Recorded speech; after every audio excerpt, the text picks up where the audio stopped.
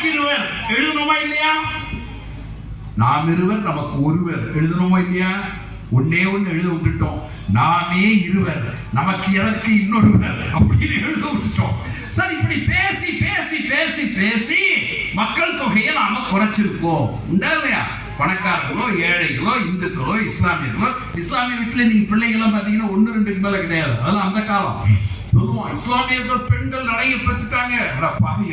இந்தியாவிலேயே மக்கள் தொகை அதிகரிப்பு என்பது குறைவாக இருக்கிற ஒரே மாவட்டம் கேரளாவில் இருக்கிற இஸ்லாமியர்கள் வாழக்கூடிய மலப்புரம் மாவட்டம் தான் என்பதை அவர்களுக்கு நான் தெரிவித்துக் கொள்கிறேன். எனவே இந்த மக்கள் தொகையை தான் குறைச்சது மட்டுமல்ல, மதிப்பிற்குரிய நடுநிலையாளர்களே, திராவிட இயக்கம் எப்பேற்பட்ட இயக்கம் இருக்கு சார். 75 வருஷத்துக்கு முன்னாடி பாரதிதாசன் எழுதுறான். எனக்கு ரொம்ப பிடிச்ச வரிகள் என்ன எழுதுறான் தெரியுமா? காதலுக்கு வழி வைத்து கருப்பாதை சாத்த கடவுன்று கண்டறியோமே. யோசிச்சு பாருங்க. 75 வருஷத்துக்கு முன்னாடி பாரதிதாசன் சொல்றான், காதலுக்கு வழி வைத்து கருப்பாதை சாத்த கதவொன்று கண்டறியோமே. யாரு? திராவிட இயக்கத்தை சார்ந்த கவிஞன் சொல்றான். அப்படின்னா என்ன அர்த்தம்?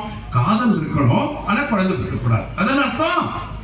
அதையெல்லாம் நம்ம நடைமுறையில கொண்டு வந்ததனுடைய விளைவு இன்னைக்கு என்னாச்சு? 39 இடம்ங்கிறது 31 இடமா குறைஞ்சு போச்சு. இப்ப தென்காசி எம்பி இருக்குமான்னு தெரியாது, திருநெல்வேலி எம்பி, கன்னியாகுமரி எம்பி இருக்குன்னு இந்த 3ல ஒரு எம்பி காணாம போயிடும். மோடி சொல்றாரு, அண்ணாமலை சொல்றாரு, 3 எம்பில ஒரு எம்பி போகும். ஏன்னா 39ல 3ல ஒரு பங்கு போடணும்ல. அப்ப இந்த 3 எம்பில ஒரு எம்பி இருக்காது. ஏன்? நாங்க என்ன தப்பு செஞ்சோம்? மக்கள் சார், ஒரு நாடு முன்னேறணும்னா, ஒரு நாட்டினுடைய முன்னேற்றத்துக்கு அந்த நாட்டினுடைய வளர்ச்சியை கணக்கில் எடுக்கணும். அதையும் சொல்லியிருக்காங்க. நிதி பகிர்வில் பாரபட்சம். இளவரசன் இதெல்லாம் குறிச்சிட்டு அடுத்த மீட்டிங்ல பேசுறோம். நிதி பகிர்வு பங்களிப்பு. நான் இந்த செய்திக்கு அப்புறம் வர ரெண்டையும் சேர்த்து தான் சொல்றோம். பகிர்வுன்னா என்ன, பங்களிப்புன்னா என்ன? சார், நம்ம இருக்கிறவங்க எல்லாம் இலங்கையில, தென்காசியில, குத்தாலத்துல நீங்க எல்லாம் நிதி தரீங்கல்ல.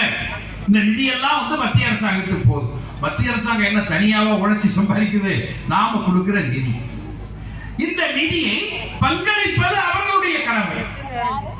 அவர்கள் பங்களிப்பு மன்னிக்கணும், நாம பங்களிப்பு, அவர்கள் பகிர்வு. இந்த 2 செய்தி தானே. இந்த 2க்கு ஒரே ஒரு உதாரணம் சொல்ற பாருங்க. எத்தனை மாநிலம் இந்தியாவில் இருக்கு? 28 மாநிலம். எத்தனை யூனியன் பிரதேசம் இருக்கு? 8. மொத்தம் 36. சார், 36ல இந்த யூனியன் பிரதேசம் தள்ளிடுங்க, ஒரு 28 வச்சுக்கிடுங்க. 100